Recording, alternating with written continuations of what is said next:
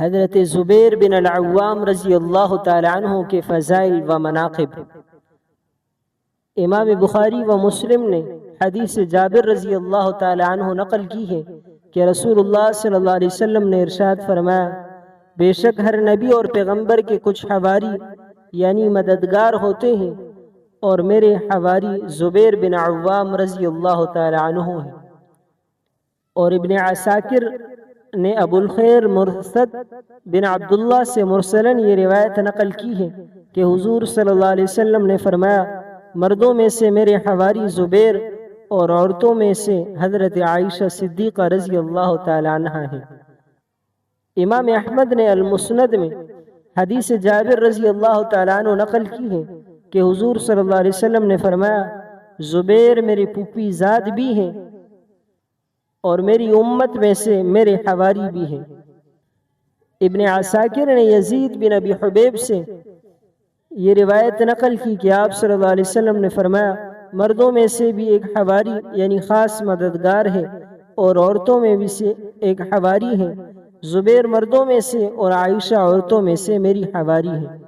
علامہ ابن عساکر نے یہ روایت نقل کی ہے حضرت عمر فاروق رضی اللہ تعالی عنہ کی کہ حضور پاک صلی اللہ علیہ وسلم نے حضرت زبیر رضی اللہ تعالیٰ عنہ سے فرمایا، یہ جبرائیل علیہ السلام ہیں، آپ کو سلام کہہ رہے ہیں اور فرما رہے ہیں کہ میں قیامت کے دن تیرے ساتھ ہوں جب تک کہ جہنم کے انگارے کو تجھ سے نہ ہٹا دوں۔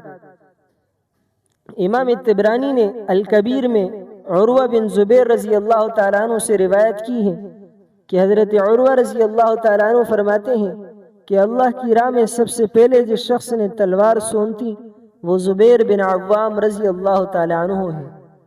امام طبرانی نے زبیر بن بکار سے روایت نقل کی ہے۔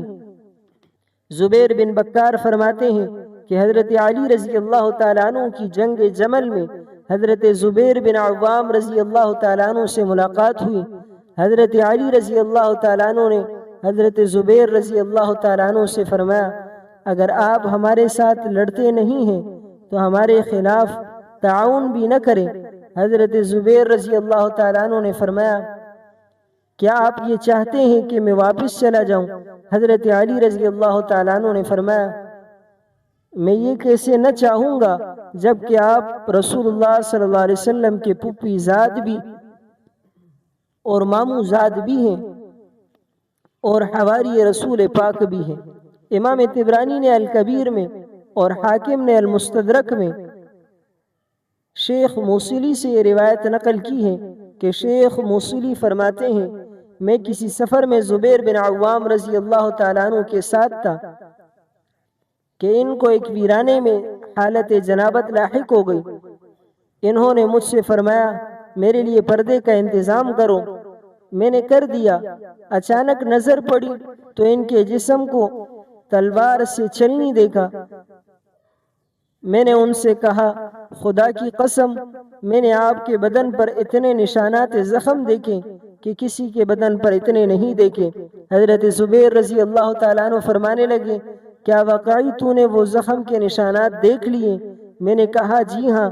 فرمایا، بخدا ان زخموں میں سے ہر زخم حضور صلی اللہ علیہ وسلم کی محبت میں اور فی سبیل اللہ میں لگا ہے۔ امام حاکم نے المستدرک میں حضرت عروہ بن زبیر رضی اللہ تعالیٰ عنہ سے روایت نقل کی۔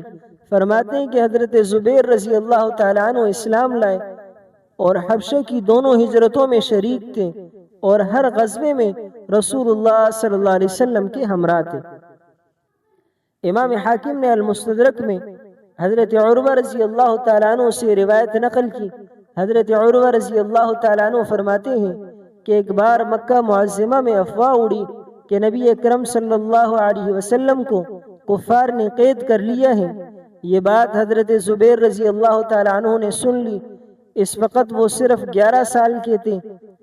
پس تلوار سونتے ہوئے نکلے یہاں تک کہ حضور صلی اللہ علیہ وسلم کے پاس پہنچ گئے۔ حضور صلی اللہ علیہ وسلم نے پوچھا، کیوں، کیا بات ہے؟ عرض کی، میں اس شخص کو مارنا چاہتا ہوں جس نے آپ کو گرفتار کر لیا، یعنی مجھے آپ صلی اللہ علیہ وسلم کی گرفتاری کی خبر ملی تھی۔ نبی برحق صلی اللہ علیہ وسلم نے ان کے حق میں دعا فرمائی۔ اور یہ پہلی تلوار تھی جو فی سبیل اللہ میں سونتی گئی۔ امام حاکم نے المستدرک میں حدیث علی رضی اللہ تعالیٰ عنہ نقل کی ہے۔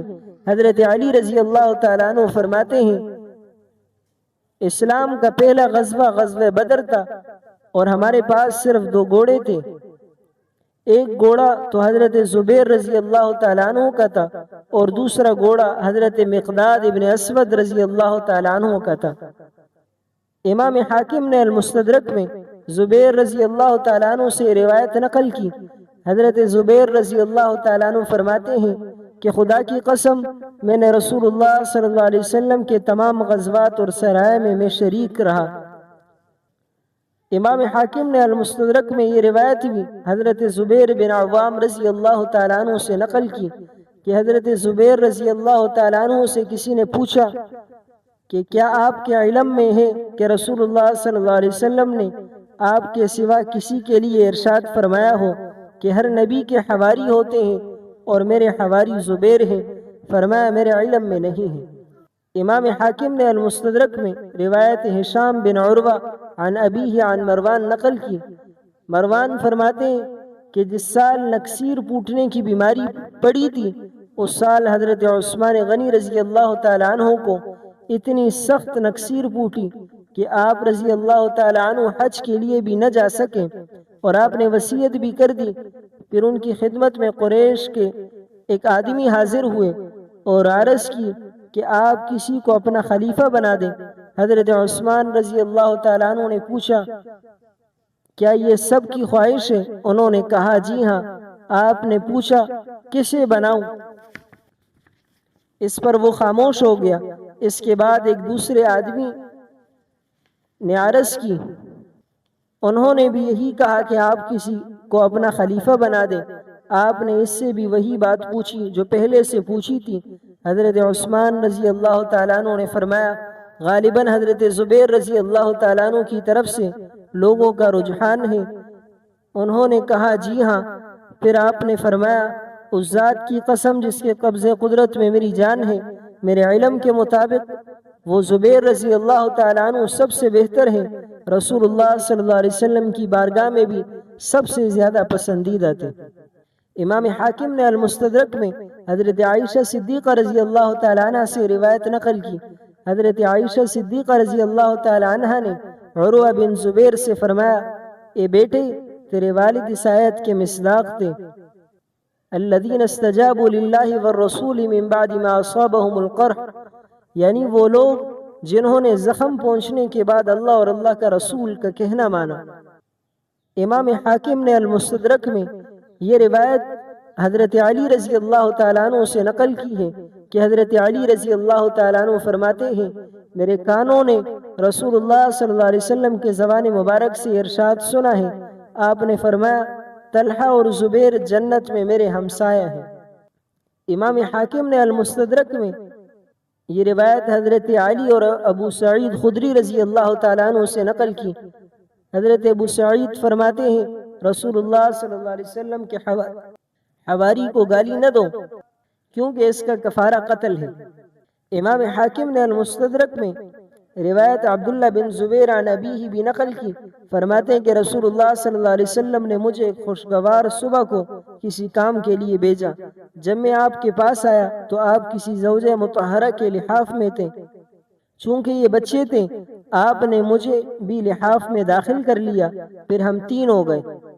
امام حاکم نے المستدرک میں یہ روایت ابی الاسود الدولی سے نقل کی، فرماتے ہیں کہ میں اس وقت حضرت زبیر کے پاس موجود تھا جب وہ حضرت علی رضی اللہ تعالیٰ عنہ کے ساتھ لڑنے کا ارادہ کر رہے تھے۔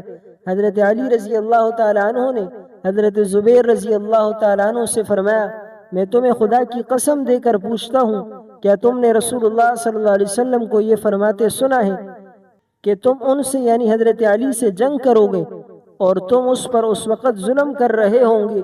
سیدنا زبیر رضی اللہ تعالیٰ عنہ کو وہ حدیث رسول یاد آ گئی اور میدان جنگ سے کنارہ کش ہو گئے۔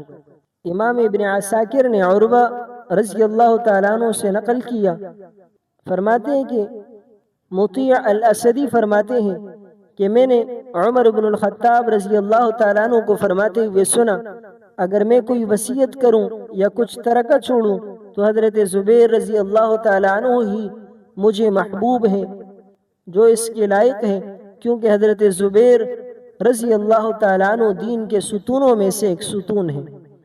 حضرت جابر رضی اللہ تعالیٰ عنہ سے روایت ہے، فرماتے ہیں کہ نبی کریم صلی اللہ علیہ وسلم نے غزوہ خندق کے دن فرمایا، کون ہمارے پاس بنو قریظہ کی خبر لائے گا؟ زبیر رضی اللہ تعالیٰ عنہ نے عرض کی، میں لاؤں گا۔ چنانچہ اپنے گھوڑے پر گئے اور ان کی خبر لائے۔ حضور صلی اللہ علیہ وسلم نے دوسری بار پھر فرمایا تو زبیر نے ہی عرض کی، میں لاؤں گا۔ چنانچہ وہ گئے اور خبر لائے۔ تیسری بار پھر ایسا ہی ہوا۔ نبی اکرم صلی اللہ علیہ وسلم نے فرمایا، ہر نبی کا ایک حواری ہوتا ہے اور میرا حواری زبیر رضی اللہ تعالیٰ عنہ ہے۔ امام ابن عساکر نے عبداللہ ابن زبیر رضی اللہ تعالیٰ عنہ سے روایت نقل کی۔ حضرت عبداللہ فرماتے ہیں، اس دن حضور صلی اللہ علیہ وسلم نے فرد مسرت میں اپنے والدین کا ایک ساتھ ذکر کر کے فرمایا، میرے ماں باپ تم پر فدا ہو، جبکہ رسول اللہ صلی اللہ علیہ وسلم ہی افضل ہیں۔ ابن ابی شیبہ نے یہ زیادتی بھی حضرت عروہ رضی اللہ تعالیٰ عنہ سے مرسلاً نقل کی ہے۔ ابن عساکر نے حضرت عروہ رضی اللہ تعالیٰ عنہ سے روایت کی۔ حضرت عروہ فرماتے ہیں کہ یوم بدر یعنی بدر والے دن حضرت زبیر رضی اللہ تعالیٰ عنہ نے ایک زرد رنگ کی چادر لپٹی ہوئی تھی۔ اس پر نبی کریم صلی اللہ علیہ وسلم نے فرمایا، بلا شبہ فرشتے زبیر رضی اللہ تعالیٰ عنہ کی ہیئت و صورت پر نازل ہو رہے ہیں۔